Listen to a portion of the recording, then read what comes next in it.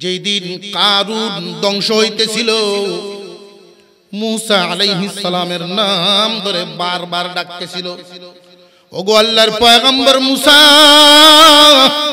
আমারে বাঁচাও, আমারে বাঁচাও, আমারে বাঁচাও, এইভাবে ডাকতেছেন। মূসা আলাইহিস সালাম তার দিকে তাকান নাই, উনি উনার মতো করে চলে গেলেন। আল্লাহ পাক রব্বুল আলামিন ডাক দিয়ে জিজ্ঞাসা করেছিলেন, পয়গম্বর মূসা, কারুন যখন ধ্বংস হয়েছিল তোমারে তো নাম ধরে ডাকছিল, কয়বার ডাক দিছিল তুমি গনছনি? না, আমি গনি নাই। ও মূসা, কারুন তোমার 40 বার তোমারে ডাকছে, 40 বার তোমার নাম ধরে ডাকছে, মূসা আমারে বাঁচাও, মূসা আমারে বাঁচাও, কিন্তু তুমি তো তার দিকে ফিরো নাই। এই মানুষটা নাফরমান হওয়ার পরেও আমি আল্লাহর রহমতের দরজাটা খুইলে তার দিকে তাকায়া ছিলাম। তোমারে 40 বার ডাকছে, যদি রে এই নাফরমান একবার আমি আল্লাহর নাম ধরে ডাক মারতো, আমি তারে মাফ করে দিতাম। আল্লাহ কোন মানুষকে জাহান্নামে দেওয়ার জন্য মানুষ এত সুন্দর আকৃতি দিয়া মানুষ বানাইছেন না, প্রত্যেকটা ইনসানের জন্য একটা করে জান্নাত বানাইছেন। কিন্তু জান্নাতে যাবে না সবাই, কারণটা কি? ঈমান না থাকার কারণে। বেঈমানরা জাহান্নামে যাবে, চিরস্থায়ী জাহান্নামী হবে। তুমি তো ঈমানদারের ঘরে জন্ম নিছো, তুমি কেন বেঈমানের মতো চলবা, বেঈমানের মতো মরবা, কাফের হয়ে মরবা? মুমিন মুসলমানের ঘরে জন্ম নিয়াও কাফের হয়ে মারা যাবে কারা? কোরআনের বিরুদ্ধে যারা। কথা এবং কাজ, আচার আচরণ যদি হালালের বিরুদ্ধে যায়, হারামের পক্ষে যায়, তাহলে কোরআনের বিরুদ্ধে চলে গেল। খুব সাবধান মুসলমান। ফেরেশতারা জান্নাতের চিত্রটা দেখাইবেন, দেখ রে ইনসান, এই জান্নাত তোর লাগিন আল্লাহ বানাইছেন। মহান মাওলাই করিমকে তুই মানুষই নাই, আল্লাহ বলতে যে একজন আছে ওইটা তুই বিশ্বাসই করস নাই। কোন কোন কাফেরের সামনে গিয়া বলবে, রে কাফের, বিশ্বাস করছিলে ঠিক, মুমিনের ঘরে জন্ম নিছিলে ঠিক, কিন্তু কোরআনের বিরুদ্ধে যাওয়ার কারণে তো আল্লাহর বিরুদ্ধে হইল। ঈমান হারা হইয়া যাইতেছ, এই জান্নাত আর জীবনে তুই দেখবে না, জান্নাতে ঢুকতে পারবে না, চিরস্থায়ী জাহান্নামে থাকবে। মরণের সময় রূহ বাইর হওয়ার যেই কষ্ট হবে, এই দুঃসংবাদটাতে এর চাইতে দ্বিগুণ কষ্ট দিয়া তার বিদায় হইব। আমানতু বিল্লাহি ওয়া মালাইকাতিহি ওয়া কুতুবিহি ওয়া রুসুলিহি ওয়াল ইয়াউমিল আখির ওয়াল কদরি খাইরিহি ওয়া শাররিহি মিনাল্লাহি তাআলা ওয়াল বা'থি বা'দাল মাউত। ঈমানে মুফাসসাল। হাতে গনে গনে মনে রাখবেন, মুখস্থ করার মতো কথা এগুলো। এক নম্বরে ঈমান আনলাম, বিশ্বাস করলাম, আমানতু বিল্লাহ, আল্লাহ বলতে একজন আছেন, যদিও দেখি নাই, বিশ্বাস করলাম। আল্লাহ যে একজন আছেন, এই বিশ্বাস আমাদের আছে না নাই? আরো জোরে কর। নাস্তিকরা বলে, যেই জিনিস দেখি না ওই জিনিস মানি না। বলেনি না, বলে না? অথচ অনেক বস্তু এমন আছে না দেখিয়াও মানে। এর মধ্যে একটার নাম আত্মা। যত বড় নাস্তিক হোক, আত্মা যে তার আছে, রুহু বলতে কিছু যে তার ভিতরে আছে, এটা মানবনি না, মানত না। কোনদিন দেখছেনি রুহু? আল্লাহ পাক রব্বুল আলামিন যদি চাইতে দুনিয়ার জমিনেও মানুষের সামনে দেখা দিতে পারতেন। আল্লাহ যদি চাইতেন যে মানুষকে দেখাইয়া ঈমান আনাইবেন, পারতেন না? পারতেন না। কেন করেন নাই? কেন করেন নাই? তার কারণ হলো আল্লাহকে দেখিয়া ঈমান আনলে ঈমান আনা হয় না। দেখিয়া যদি ঈমান আনা হয় ওই ঈমান গ্রহণযোগ্য না। আল্লাহ আমাদেরকে দুনিয়াতে দেখা না দিয়া কি ঠকাইলেন না ইহসান করলেন? তুমি নাস্তিক মানো আর না মানো, এতে আল্লাহরও কিচ্ছু আসে যায় না, আমরারও কিচ্ছু আসে যায় না। আমরা মনে প্রাণে বিশ্বাস করি আল্লাহ একজন আছেন না নাই? মোহব্বতে আওয়াজ দিয়া বলেন আল্লাহু আকবার।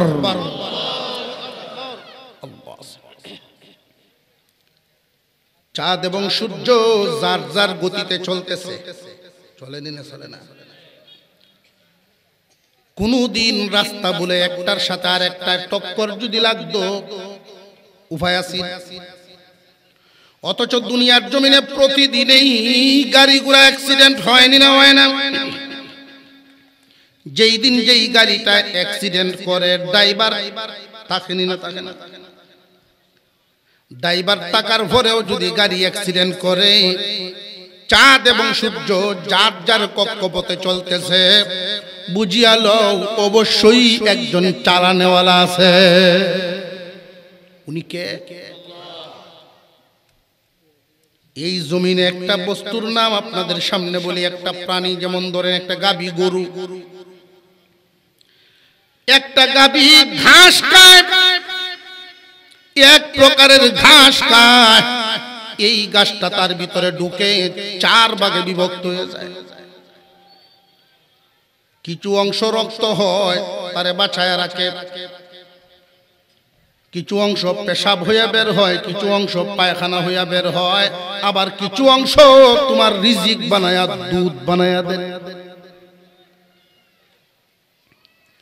কোনদিন তো এমন হয় নাই রাস্তা ভুলে গেছে, দুধ পেশাবের সাথে মিশে গেছে, রক্ত পায়খানার সাথে মিশে গেছে। এটা কি এমনি চলতেছে না একজন চালানেওয়ালা আছে? উনি কে? মহিলা মা বোনরা যে মুরগির বাচ্চা ডিম ফুটায় দেখছেন নি? মুরগির নিচে ডিম দিয়া কিছু নির্দিষ্ট সময় মেয়াদ পরিমাণ বসায়া রাখতে হয়, মুরগিটায় তা দেয়। যখন পরিপূর্ণ সময় হয়ে যায়, বাচ্চা বের হওয়ার সময় যখন হইয়া যায়, বাচ্চা নিজের থেকে আসতে পারবে না, বাহির থেকে ডিমটা কেউ না কেউ ফাটায়া দিবে। মুরগি নিজের ঠোঁটের আগা দিয়া ফাটায়া দেয়, তখন বাচ্চা বের হয়। নির্দিষ্ট সময় যখন পূর্ণ হবে, এর আগে যদি ফুটায়া দেয় তাহলে বাচ্চাটা অপূর্ণতার কারণে এটারে বলে কাঞ্জা, নষ্ট হয়ে যাবে। পূর্ণ হওয়ার সময় যদি না ফাটায়, সময় পার হয়ে গেলে শ্বাস বন্ধ হইয়া মরবে। কোন ডিমটা কখন পূর্ণ হয়, এই মুরগির মাথায় এই বুদ্ধি কে দিল, এই যোগ্যতা কে দিল, কোন কলেজে পড়ছে? তারে যিনি জানাইছেন, তারে যিনি শিখাইছেন, উনি কে? এক নাম্বার কথা, ইমানে মুফাসসালের কথাগুলো মনে রাখবেন। না দেখা কয়েকটা বস্তুর উপরে বিশ্বাস করার নাম হলো ঈমান। আমানতু বিল্লাহ, আল্লাহর উপরে ঈমান আনলাম। ওয়া মালাইকাতিহি, আল্লাহর ফেরেশতাদের উপরে ঈমান আনলাম। ফেরেশতা দেখি না, কিন্তু আল্লাহর ফেরেশতা যে আছে এটা বিশ্বাস করি। ওয়া কুতুবিহি, কুরআনুল কারীম সহ আসমানি যত কিতাব আল্লাহ পাঠাইছেন সব সত্য, এগুলো বিশ্বাস করলাম। যদিও তৌরাত, ইনজিল পৃথিবীর সমস্ত কিতাব এখন ডেট অফ বার্থ, বর্তমান দুনিয়ায় আল্লাহর পক্ষ থেকে পাঠানো কিতাবের নাম কুরআনুল কারীম। আল্লাহর কিতাবের উপরে ঈমান আনলাম, কোরআনে কোনো সন্দেহ ভুল নাই। ওয়া রুসুলিহি, আল্লাহর পাঠানো সমস্ত রাসূলগণের উপরে ঈমান আনলাম। এবং এই কথা মানিয়া রাখলাম যে সমস্ত রসুলের সর্দার মুহাম্মদুর রাসূলুল্লাহ ওয়াল ইয়াউমিল আখির পরকাল দিবসের উপরে বিশ্বাস করলাম যদিও দেখি নাই ওয়াল কদরি খাইরিহি ওয়া শাররিহি মিনাল্লাহি তাআলা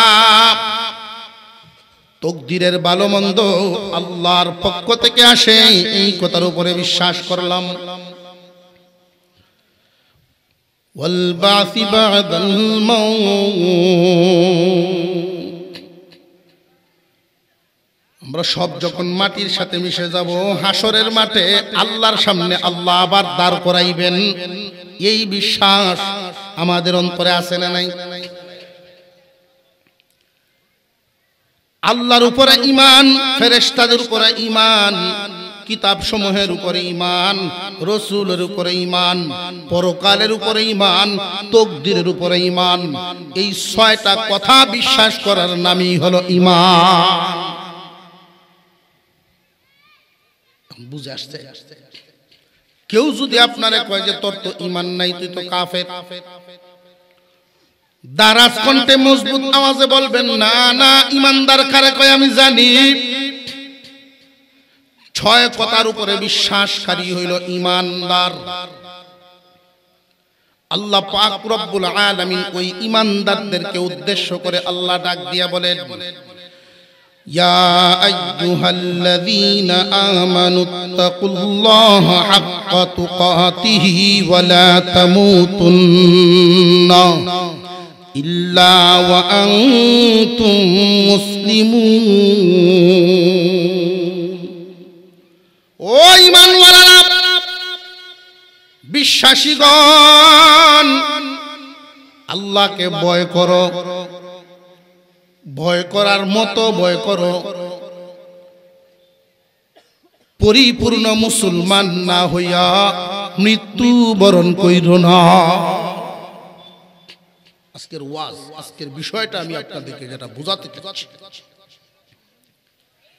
হাসরের মাঠে আল্লাহ পাক প্রথমে বাছাই করবেন ঈমান আছে না নাই ঈমানদারদেরকে দিবেন ডান হাতে আমলনামা কাফেরদেরকে দিবেন বাম হাতে আমলনামা আশ্চর্য ব্যাপার হবে ওই দিন কিছু মানুষ মুসলমানের ঘরে জন্ম নেওয়া মুসলিম সমাজে বসবাস করনেওয়ালা শুক্রবারে জুমায়ও শামিল হইতো কুরবানির সময় বড় বড় গরু কুরবানি দিত কিন্তু আফসোস ওই দিন ওরা বাম হাতে আমলনামা নিয়ে দাঁড়ায় থাকবে ঈমানদার মুমিনগণ ডান হাতে আমলনামা যারা পাইব ওই একজনে জিগাইব পরিচিত মানুষ যারা সাথে সাক্ষাৎ হইব কি গো ভাই তুমি না মুসলমানের ঘরে জন্ম নিছিলা তোমার বাম হাতে আমলনামা কেন তোমার না আল্লাহ দয়া করে মুমিনের ঘরে পাঠাইছিলেন সহজে যেন ঈমানদার হইতে পারো প্রথমে যে আমলনামা দেওয়ার যে বন্টনটা এখানে কিন্তু আমলের কথা কোনো কথাই নাই আমলের হিসাব তখন না আমলের হিসাব হবে পরবর্তীতে এখন হইল ঈমানের হিসাব ঈমান আছে না নাই আছে না নাই ওইটা হইল পার্থক্য করা ও ভাই তুমি না মুসলমানের ঘরে জন্ম নিছিলা মুসলমানের ঘরে জন্ম নিও আজকে বাম হাতে আমলনামা নিয়ে দাঁড়ায় রইছো কাফেরদের কাতারে ওই বান্দা দুঃখের সাথে বলতে থাকবে আফসোস করবে আর বলবে ভাই রে বুঝতে পারি নাই যদিও মুসলমানের ঘরে জন্ম নিছিলাম চলাফেরা ছিল কাফেরদের মুসলমানের ঘরে জন্ম নিছিলাম কথা বলতাম কাফেরদের সাথে তাল মিলায়া আমার কথা আর কাফেরদের কথার মিল ছিল মুমিনদের সাথে মিল ছিল না এক দুইটা যদি তুলে না ধরি তাহলে আমার গাফেল ঘুমন্ত ঈমানদার মুসলমানরা বুঝবে না সুদ হালাল না হারাম আওয়াজে তো সন্দেহ বোঝা যায় সুদ হালাল না হারাম অনেক মুসলমানের সন্তান মুসলমান নামদারি ইমানদার এই সুদের কারবারটার সাথে জড়িত আছে না নাই? এই হারাম কাজটা খুব আরামে করতেছে, অথচ এটা এত মারাত্মক হারাম। সুদের যে স্তরগুলো বর্ণনা করা আছে, সর্বোচ্চ স্তর হইল আল্লাহর বিরুদ্ধে যুদ্ধ করা। আল্লাহর বিরুদ্ধে যে যুদ্ধে নামে সে কি ইমানদারের দলে থাকে না কাফেরদের দলের? সর্বনিম্ন স্তর, সুদখোরের সর্বনিম্ন স্তর আপন মায়ের সাথে জিনা করার সমমান, আপন মায়ের সাথে জিনাকারীর সমান গুনাহ। সুদখোর হারামকে হারাম জেনে খাওয়া এক জিনিস, আর এই হারামটারে হালাল করার পদ্ধতি, হালাল করার চেষ্টা করা, ওইটা আরেক জিনিস। আমি যেই কথাটা আপনাদেরকে বুঝাতে চাচ্ছি, অনেক মুসলমান ওই দিন কাফেরদের কাতারে দাঁড়াইব বাম হাতে আমলনামা নিয়া। দুনিয়াতে যদিও ইমানদারদের সাথে চলতো, আদমশুমারি গণনা ইমানদার, কিন্তু আল্লাহর খাতায় না। কোন সময় ইমান চলে গেছে তার খবরেই নাই, তার খবরেই নাই, হুঁশেই নাই।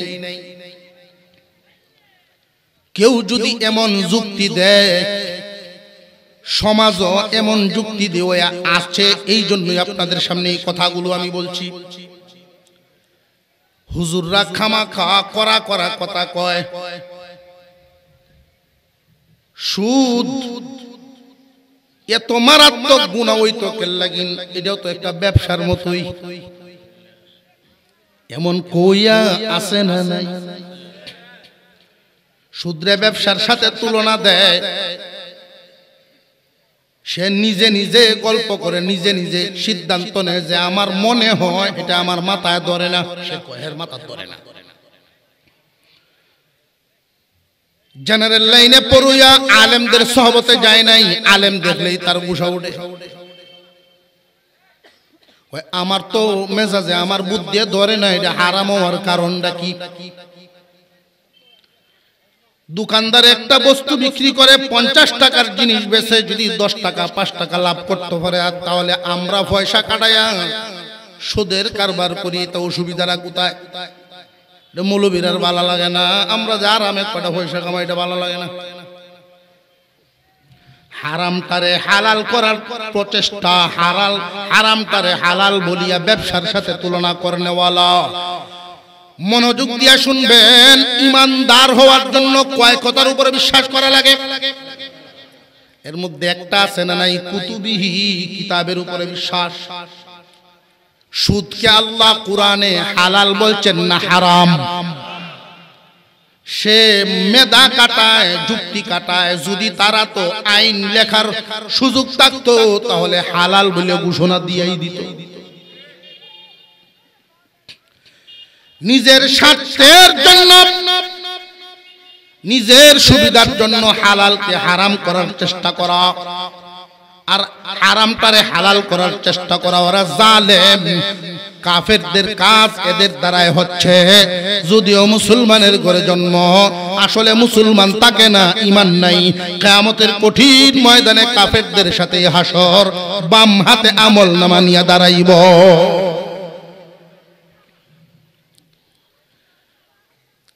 আরেক দল হলো এমন, কুরআনে পর্দা বিধান কি নফল না ফরজ?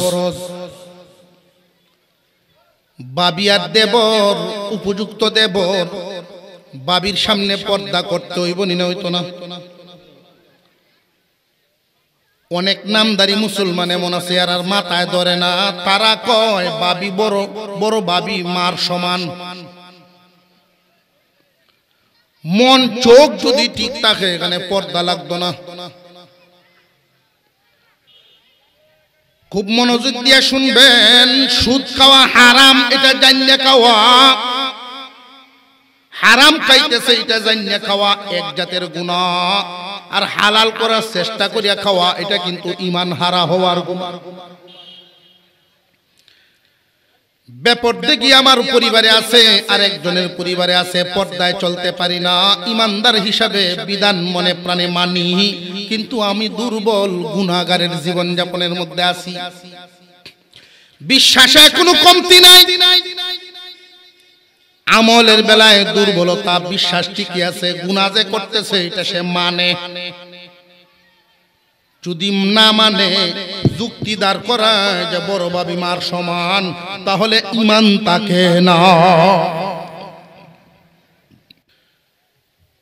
এক দুইটা শুধু বললাম, ফিনিশিং কথা, শেষ কথাটা খুব মনোযোগ দিয়ে শুনবেন।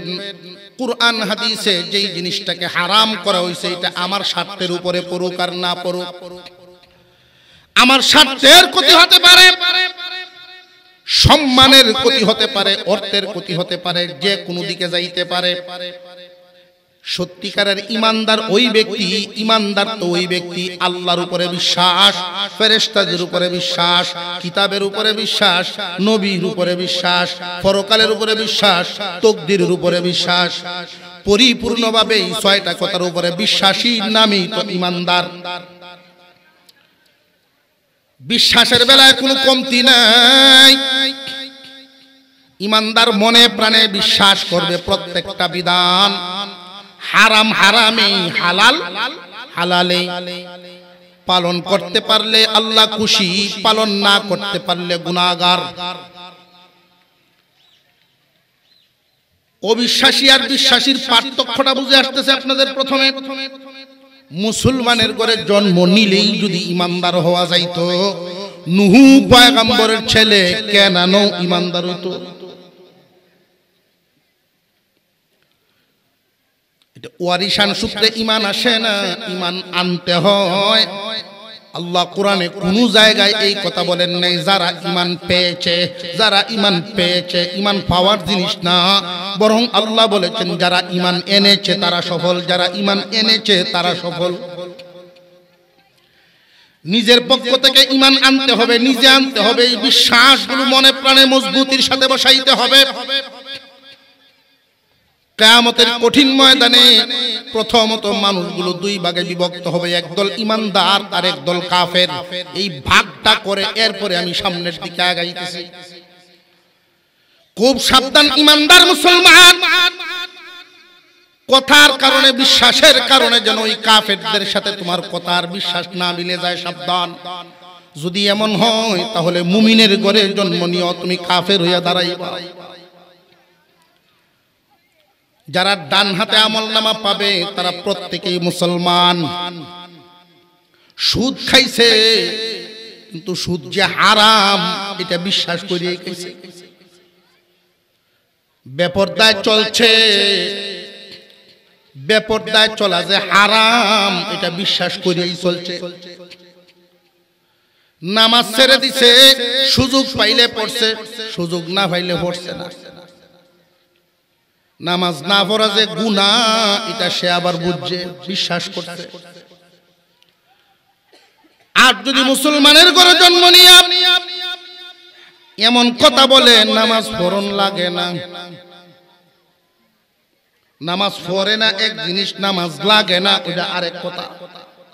যদি কেউ কয় নামাজ লাগে না, এ যে কাফের, কোন সন্দেহ। একটা নামাজ একটা রোজা আদম জাতে ফললে সারে, চলো মুর্শিদের বাজারে ধরবে যদি তারে। এই জাতের গানও তো আছে। মুসলমানই আবার চিল্লায় কইতাছে আহ, বুঝা যায় কলজা ধরছে। ঈমান হারা বানায় ফেলবে, খুব সাবধান, খুব সাবধান। যত গুনার কাজ করছে জান্না বুঝাই করছে, কিন্তু বিশ্বাসে তার কমতি নাই। সে যে অপরাধী এটা সে নিজে জানে। আল্লাহ পাক রব্বুল আলামিন তারেও কাফেরদের দলে নিবেন না, কারণ বিশ্বাসে কোনো কমতি নাই, কমতি হইল আমলে। ডান হাত আর বাম হাত আলাদা করে বাম হাতের আমল নামা যারা পাবে ওরা চিরস্থায়ী জাহান্নামী ঘোষণা। এখন যারা ডান হাতে আমল নামা পাইল এদের নিয়ে আলোচনা করি। এবার আসেন আমাদের ভিতরে কারা কোন পজিশনে আছি। ওই দিন মুসলমানরা 3 ভাগে বিভক্ত হবে। একদল সাজা কাটিয়া এর পরে জান্নাতে যাইব, কারণ ডান হাতে আমল নামা পাইল যারা জান্নাতের মালিক তারা। এই কথাটাই আল্লাহ আয়াতের শুরুতে বলে, ইয়া আইয়ুহাল্লাযীনা আমানুত্তাকুল্লাহ, ইয়া আইয়ুহাল্লাযীনা আমানু, হে ঈমানওয়ালাগণ। এর আরেকটা অর্থ আছে, হে জান্নাতের মালিকরা। যে ঈমানদার সেই জান্নাতের মালিক, যে ঈমানদার সেই জান্নাতের মালিক। সুবহানাল্লাহ। হে জান্নাতের মালিকরা, তোমরা ইত্তাকুল্লাহ, আল্লাহকে ভয় করো। হাক্কা তুকাতিহি, ভয় করার মতো করো। ওয়ালা তামুতুন্না ইল্লা ওয়া আনতুম মুসলিমুন, পরিপূর্ণ মুসলিম না হইয়া মৃত্যুবরণ করিও না। ওই দিন মুসলমানরা 3 ভাগে বিভক্ত হবে। একদল হবে গুনাহগার মুসলমান, গুনাহ করে গেছে, ওরা কাফের না, ঈমান লইয়াই গেছে, কিন্তু গুনার অভাব নাই। জান্না বুঝে সুদ যে হারাম, এরপরেও সুদ ছাড়তে পারছে না, সুদ খাইছে। নামাজ যে ফরজ এটা জানে, এরপরেও নামাজ পড়ছে না। কিয়ামতের কঠিন ময়দানে গুনাহগার মুসলমান এদের সাজা কাটার পরে তারপরে জান্নাত পাইব। আর একদল হলো পরহেজগার মুসলমান, আল্লাহ পাক এদেরকে খুব সহজে হিসাব নিকাশ নিয়া জাহান্নামের জ্বালাইবেন না, এদেরকে জান্নাত দিয়ে দিবেন।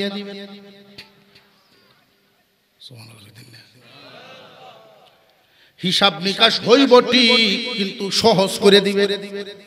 উসিলা, বিভিন্ন উসিলা এদের উপরে আল্লাহ সন্তুষ্ট হয়ে যাবে।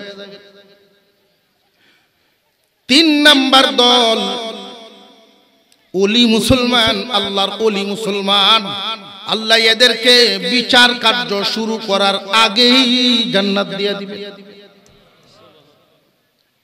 মুসলমান কয় দল ভাইলাম? আমি কি বিষয়টা বুঝাইতে পারতেছি আপনাদেরকে? আল্লাহ পাক রব্বুল আলামিন বলেন, তোমরা যেহেতু ঈমানদার, কাফেরদেরকে এই ওয়াজ, আজকের ওয়াজ আল্লাহ কাফেরদের উদ্দেশ্যে বলেন নাই, ঈমানদারদেরকে বলছেন। ও ঈমানওয়ালা, প্রথম কথা, তোমরা প্রত্যেকেই এক একটা জান্নাতের মালিক। এমন কথা বলিও না মালিকানা কাটিয়া যায়, এমন কাজ করিও না যে ঈমান তাকে খারিজ হয়ে যাও, মালিকানা হারায়া যাও।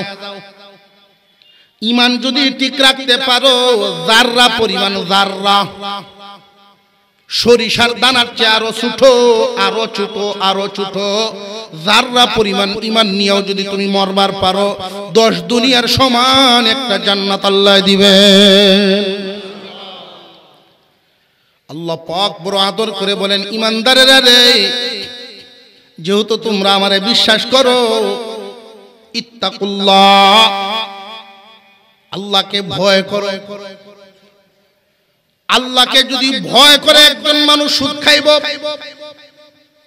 আল্লাহকে যদি একজন মানুষ ভয় করে নামাজ ছাড়ব, আল্লাহকে যদি ভয় করে এই মানুষটা কি কোনো গুনার কাজ করব? প্রথম কথাটা আল্লাহ এই কথাটাই বলেন, ইত্তাকুল্লাহ, আল্লাহকে ভয় করো, হাক্কা তুকাতিহি, ভয় করার মতো ভয় করো। পরিপূর্ণ মুসলিম না হইয়া কবরে আইসো না। আরো পরিষ্কার ভাবে বোঝানোর জন্য আমি বলি, মুসলমান 3 প্রকার: গুনাহগার মুসলমান, পরহেজগার মুসলমান, ওলি মুসলমান। এই 3 প্রকারের মুসলমানের 3টা পরিচয়। মুসলমান 3 প্রকার: হাসরের মাঠে আল্লাহ এদের সাথে আচরণও করবেন তিন প্রকার। দুনিয়া থেকে বিদায় হওয়ার সময় তিন দল মুসলমানের সাথে আল্লাহ ফেরেশতা পাঠায়া তিন ধরনের সুসংবাদ দেওয়াইবেন। সবার জন্য সুসংবাদ সমান না। গুনাহগার মুসলমান হইল তারা, বিশ্বাসে কোনো কমতি নাই, কমতি আমলে। পরহেজগার মুসলমান তারা, বিশ্বাস করে যেমন আমলও করে তেমন। উদাহরণস্বরূপ, অন্যায় পথে মাল উপার্জন করা, হারাম রাস্তায় মাল কামানো জায়েজ না নাজায়েজ? গুনাহগার মুসলমান নাজায়েজ জান্নেও কামাইব, নাজায়েজ জান্নেও কি করব? কামাইব। এটা যে নাজায়েজ এটা বুঝে জানে, এরপরেও দুনিয়ার লোভে দুনিয়ার মায়ায় কামাইব, হালাল হারাম পার্থক্য করত না। পরহেজগার মুসলমান না খায়া থাকবো তবু হারাম মাল লইত না। হালাল পথে সুযোগ পাইলে 1000 কোটি টাকার মালিক হয়, অসুবিধা নাই। পরহেজগার আর গুনাহগারের পার্থক্য বুঝাইছে। ইমানের বেলায় তো সমান, বিশ্বাসে কোনো কমতি নাই। গুনাহগার মুসলমান হালাল হারাম পার্থক্য করবে না, পরহেজগার মুসলমান হালাল হারাম পার্থক্য করবে। গুনাহগার মুসলমান তার লক্ষ্যই থাকবো আমার টিনের ঘর বদলায়া বিল্ডিং বানানি লাগবো, প্রয়োজনে সুদি হইলে হইব, সুদ কায়াম। বড় মাছ বাজার থেকে আনতে হইব, হালাল হারাম পার্থক্য করতো না, সুযোগ পাইলেই হইছে। পক্ষান্তরে পরহেজগার মুসলমানের লক্ষ্য থাকবে হালাল তরিকা ছাড়া মুখে বাদ দিব না, খানা দিব না। প্রয়োজনে আমি 3 দিন 5 দিন 7 দিন না খায়া থাকবো, তবু হারাম খাদ্য খাবো না। মুসলমান ইমানদার ভাইয়েরা আমার, গুনাহগার আর পরহেজগারের পার্থক্যটা বুঝাইছে। আপনার কোনো লড়াছড়া হইতাছি না, অসুবিধা হইতেছে না তো? এবার বুঝি ওলি মুসলমান আল্লাহর ওলি কারা? ওলি মুসলমানের সংখ্যা খুব কম। ওলি মুসলমান হালাল পথে দুনিয়া কামানো, না জায়েজ না জায়েজ? হালাল পথে দুনিয়া কামানো না জায়েজ না জায়েজ? জায়েজ। গুনাহগারে হালাল হারাম বুঝে না, আর পরহেজগারে হালাল তরিকায় ফাইলে ছাড়ে না, লইব, কারণ জায়েজ যেহেতু আছে। ওলি মুসলমান হালাল পথে দুনিয়া কামানো চায় না,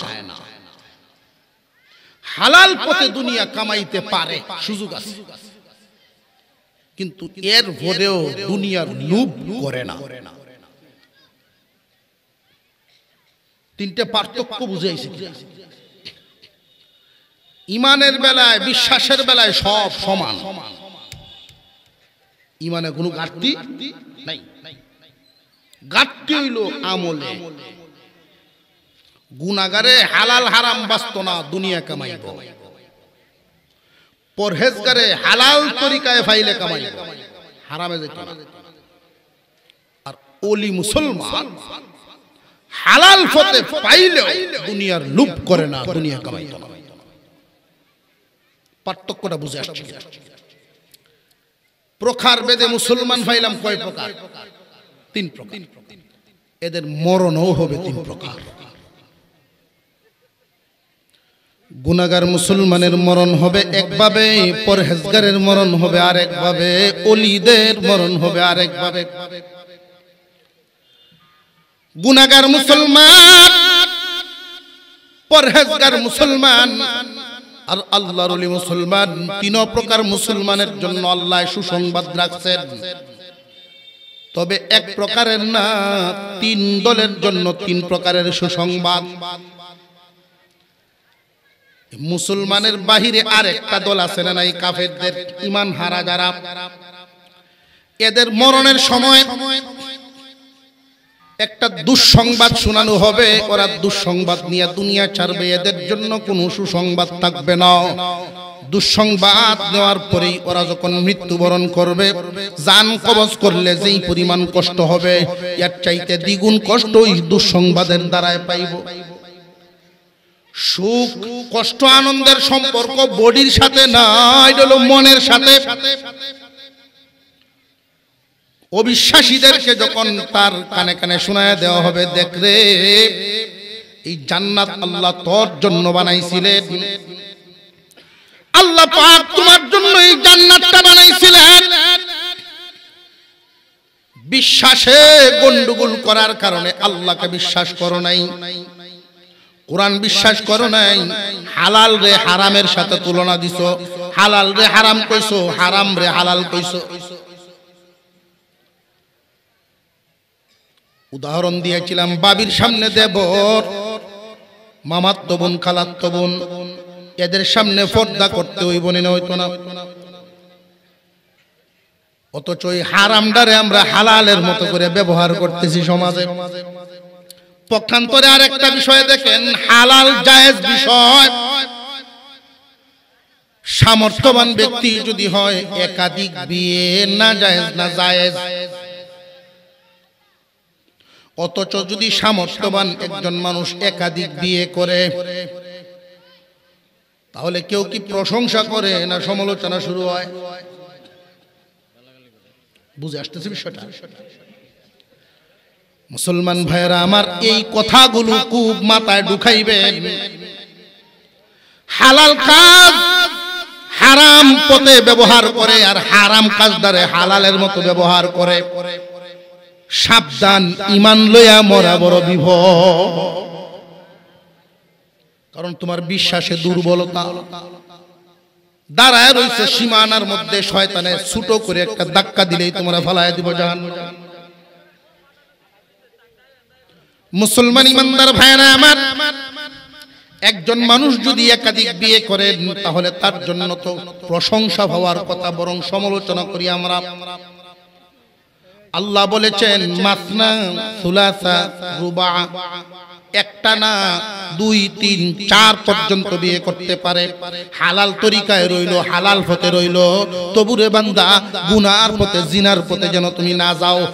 আজকের যেই সমাজ আমরা দেখতে পাই, গুনার বাজার বড় সস্তা হয়ে গেছে। পরকীয়া নামক ওই যে রোগ, এটা শুধু শহরে না, এখন গ্রাম অঞ্চলেও ঢুকে গেছে। জোরে কর। কেউ যদি পরকীয়া করে তাহলে সহজে উড়ায় দেয়, এটা করে। কোন যুবক যদি জেনায় লিপ্ত হয় আর এটা প্রকাশ পায়, তাহলে সরতা পর্দায় সেটা করে, এই বয়সে এটা করে। অথচ হালাল তরিকায় একজন মানুষ একাধিক বিয়ে করলে পরে এটা নিয়ে আমরা সমালোচনা করি। এমনকি কোন আলেমেও যদি করে, আলেমরাও ছাড়ে না। তাহলে তোমার ঈমান কোন হালতে আছে মুসলমান? তুমি তোমার বিবেক দিয়ে তুমি বিবেচনা করে দেখো। অনেক মুসলমান ঈমান হারা হয়ে দুনিয়া ছাড়বো কথা কাজের কারণে, কারণ তার কথা এবং কাজ কোরআনের পক্ষে থাকে না, কোরআনের বিরুদ্ধে চলে যায়। এই কাফেরদের মরার সময় একটা দুঃসংবাদ শোনানো হবে, দুঃসংবাদ। জাহান্নামটা তার চোখের সামনে তোলা হবে, জান্নাতও তার চোখের সামনে তোলা হবে। জান্নাতের চিত্রটা তারে দেখায় বলা হবে, রে নাফরমান, মহান আল্লাহ প্রত্যেকটা ইনসানের জন্য একটা করে জান্নাত বানাইছেন।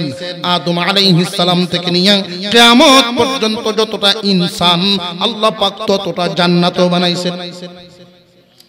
প্রত্যেক ইনসানের নামে আল্লাহ একটা করে জান্নাত দিবেন। বলেন, তুমি মানুষটারে আল্লাহ এত সুন্দর করে বানাইছেন জাহান্নামে জ্বলাইবার জন্য না রে বান্দা। যেই দিন কারুন ধ্বংস হইতেছিল, মুসা আলাইহিস সালামের নাম ধরে বারবার ডাকতেছিল, ওগো আল্লাহর পয়গম্বর মুসা, আমারে বাঁচাও, আমারে বাঁচাও, আমারে বাঁচাও, এইভাবে ডাকতেছেন। মুসা আলাইহিস সালাম তার দিকে তাকান নাই, উনি উনার মতো করে চলে গেলেন। আল্লাহ পাক রব্বুল আলামিন ডাক দিয়ে জিজ্ঞাসা করেছিলেন, পয়গম্বর মুসা, কারুন যখন ধ্বংস হয়েছিল তোমারে তো নাম ধরে ডাকছিল, কয়বার ডাক দিছিল তুমি গনছনি? না, আমি গনি নাই। ও মুসা, কারুন তোমার 40 বার তোমারে ডাকছে, 40 বার তোমার নাম ধরে ডাকছে, মুসা আমারে বাঁচাও, মুসা আমারে বাঁচাও, কিন্তু তুমি তো তার দিকে ফিরো নাই। এই মানুষটা নাফরমান হওয়ার পরেও আমি আল্লাহর রহমতের দরজাটা খুইলে তার দিকে তাকায় আছিলাম। তোমারে 40 বার ডাকছে, যদি রে এই নাফরমান একবার আমি আল্লাহর নাম ধরে ডাক মারতো, আমি তারে মাফ করে দিতাম। আল্লাহ কোন মানুষকে জাহান্নামে দেওয়ার জন্য মানুষ এত সুন্দর আকৃতি দিয়া মানুষ বানাইছেন না, প্রত্যেকটা ইনসানের জন্য একটা করে জান্নাত বানাইছেন। কিন্তু জান্নাতে যাবে না সবাই, কারণটা কি? ঈমান না থাকার কারণে। বেঈমানরা জাহান্নামে যাবে, চিরস্থায়ী জাহান্নামী হবে। তুমি তো ঈমানদারের ঘরে জন্ম নিছো, তুমি কেন বেঈমানের মতো চলবা, বেঈমানের মতো মরবা, কাফের হয়ে মরবা? মুমিন মুসলমানের ঘরে জন্ম নিয়াও কাফের হয়ে মারা যাবে কারা? কোরআনের বিরুদ্ধে যারা। কথা এবং কাজ, আচার আচরণ যদি হালালের বিরুদ্ধে যায়, হারামের পক্ষে যায়, তাহলে কোরআনের বিরুদ্ধে চলে গেল।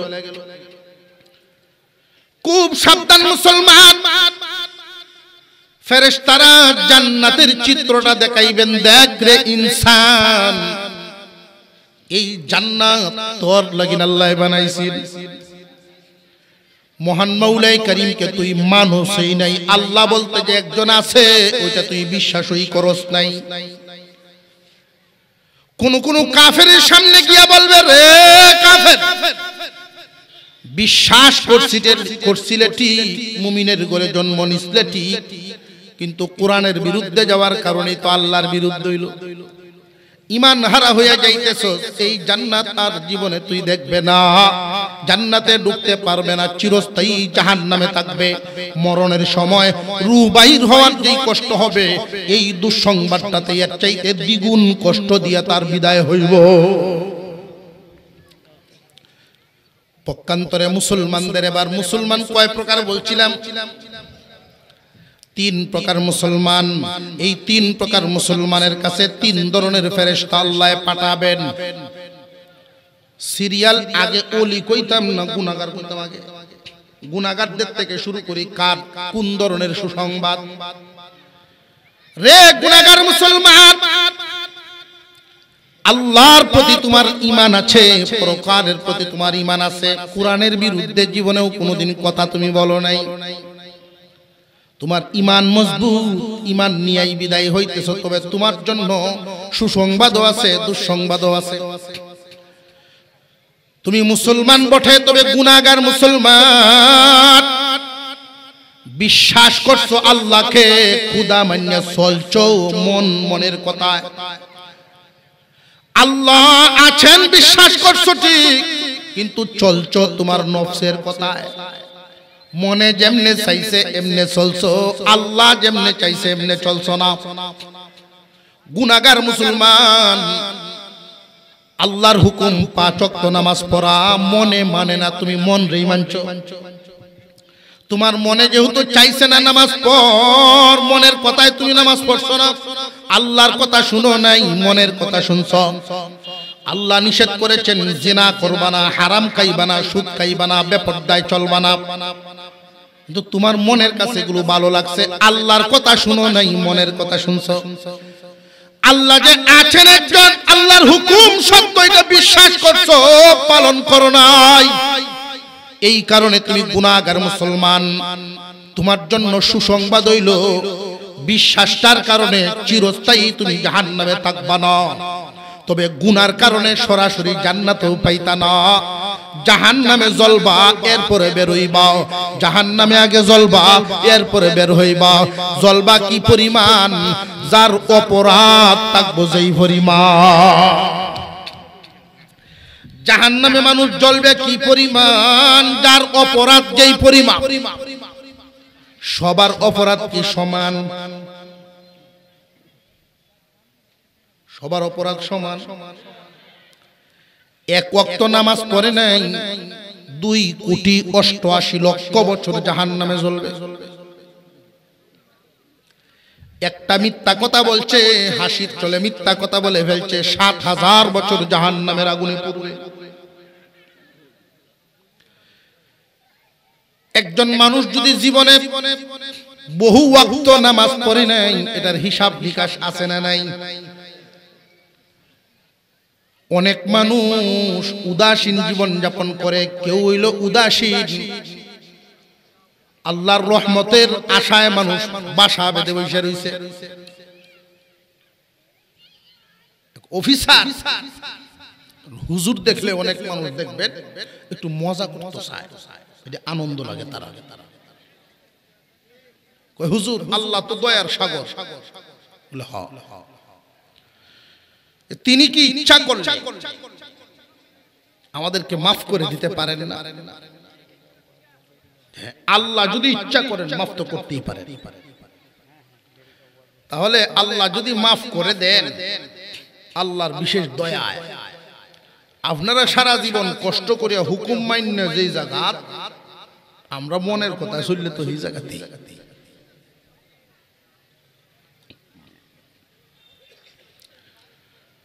তারে জিগাইলাম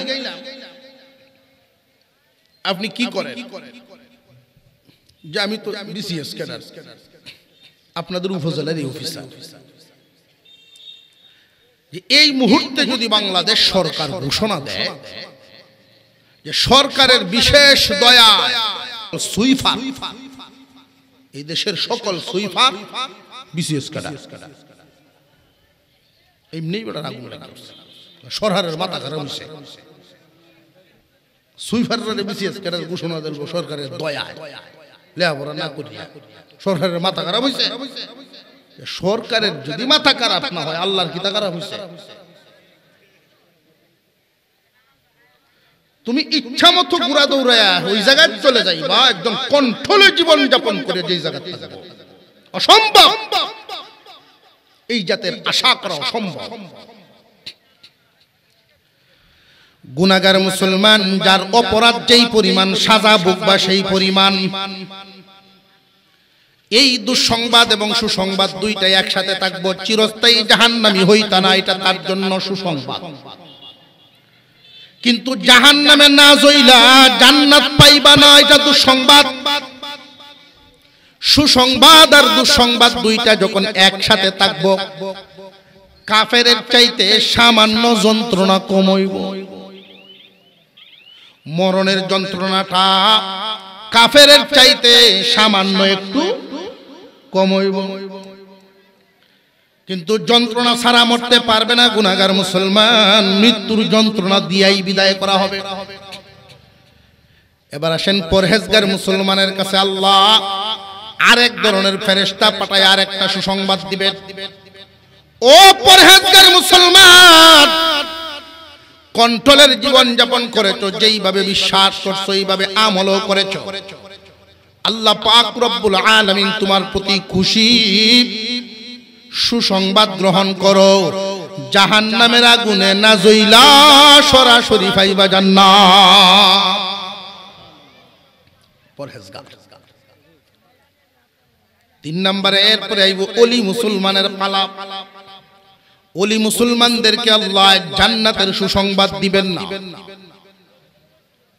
আল্লাহর ওলি মুসলমান যারা, ওরা জান্নাতের সুসংবাদে খুশি না। যেই মানুষটার মেজাজ মন এইরকম, হালাল পথে দুনিয়া কামানির সুযোগ আছে, এরপরেও কামায় না, তার মনটার অবস্থা কি এই রকম নাকি না আরো অনেক উচ্চাঙ্গে?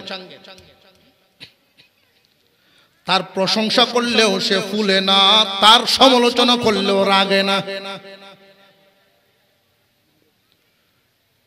আল্লাহর ওলিগণ জান্নাতের সুসংবাদে খুশি হবেন না, এই জন্য ফেরেশতারে আল্লাহ বলিয়া দিবেন, যাও আমার ওলিদেরকে সুসংবাদ দাও, আল্লাহর দিদারের সুসংবাদ,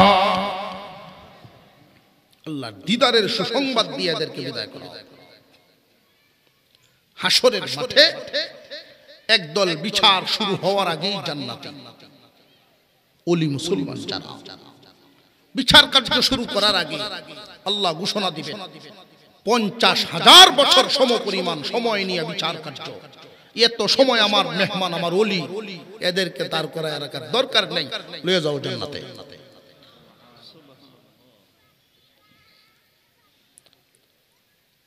এখানে একটা প্রশ্ন অনেকের মনে থাকতে পারে, জান্নাতের চাবি তো মুহাম্মদুর রাসূলুল্লাহ সাল্লাল্লাহু আলাইহি ওয়াসাল্লামের হাতে, আর নবীজি যতক্ষণ জান্নাতে ঢুকবেন না ততক্ষণ কেউই ঢুকতে পারবে না।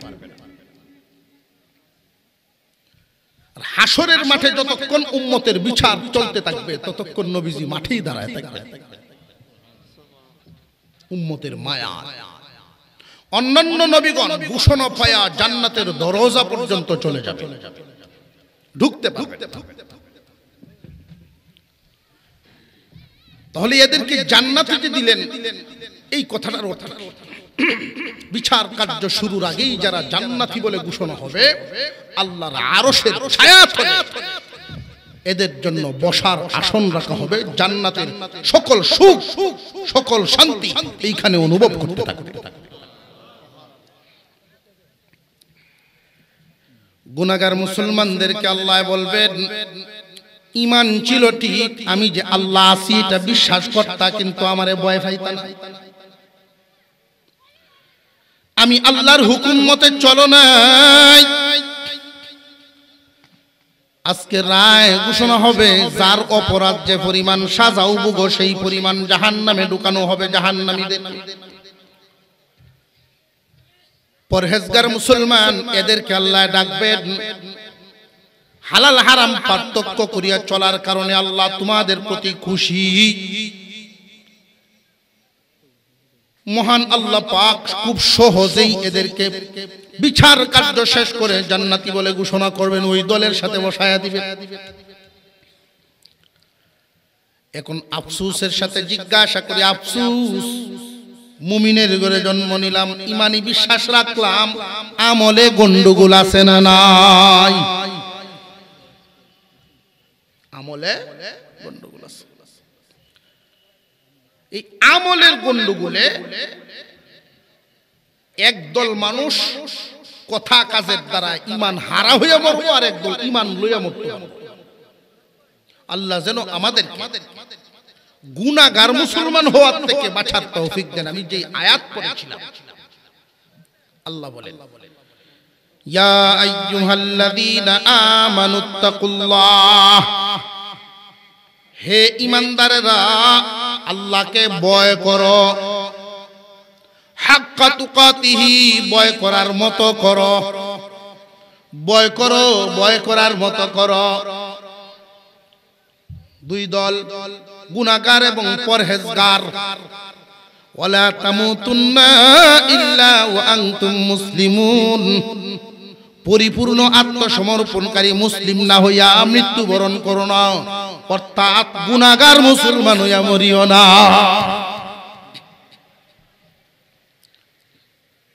গুনাহগারের জীবন যাপন ছেড়ে যদি পরহেজগারে আসতে পারে, আল্লাহ মানুষ বানাইছেন রিজিক দেওয়ার মালিক, আর হুজুরে কর।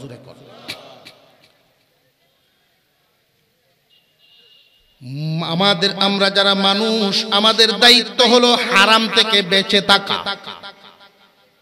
আমাদের কাজ হারাম থেকে বেঁচে থাকা, আর আল্লাহর কাজ হালাল খাওয়ায়া বাঁচায় রাখা।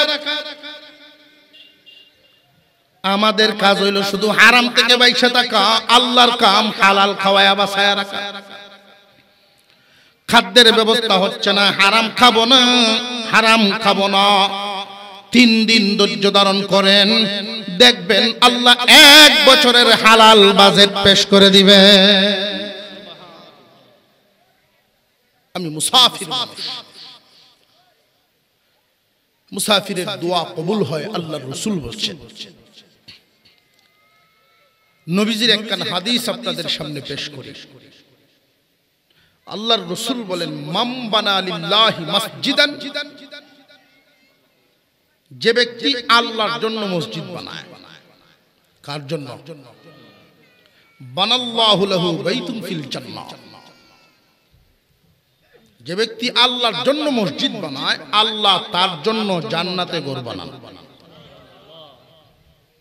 এই কথাটার দ্বারা একটা ইঙ্গিত পাওয়া যায়, আল্লাহ যদি জান্নাতে তার নামে ঘর বানায়া দেন, তাহলে ওই ঘরে তো আল্লাহ নিবেন। কিছু কিছু আমল এমন আছে হাদিসে বর্ণিত, এই আমলগুলোর দ্বারা ইমানদারের মরণ হবে, এটা ইঙ্গিত পাওয়া যায়। ইমানের সাথে মরণ।